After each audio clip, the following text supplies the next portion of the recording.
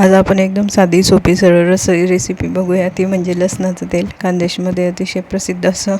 सगळ्यात पहिले तेल गरम केलं, त्यामध्ये हिंग टाकला, जिरं टाकलं, त्यामध्ये मग खूप सारा लसूण टाकून घ्यायचा आहे, कुटून बारीक करून. तर यालाच लसणाचं तेल म्हणतात. तर हे तेल आम्ही फिक्क्या खिचडीवर, डाळ चिकल्यांवर वगैरे घेतो, तर खूप छान लागतं, किंवा तोंडी लावायलाही छान लागतं. तर लसूण चांगला लाल झाला की त्यामध्ये तिखट घालायचं आहे.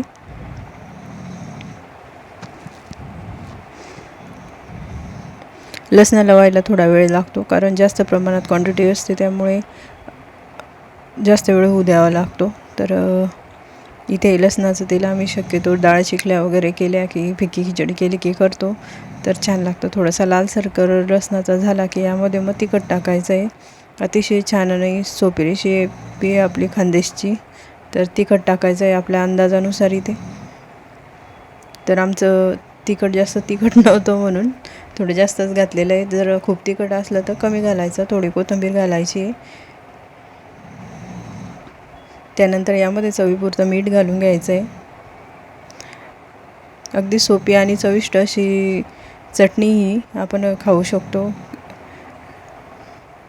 आणि तोंडाची चव वाढवणारी त्यामुळे लगेचच बनते आणि छानही लागते. तर कोणी कोणी अशी लसणाची चटणी खाऊन बघितली, लसणाचं तेल म्हणतो आम्ही.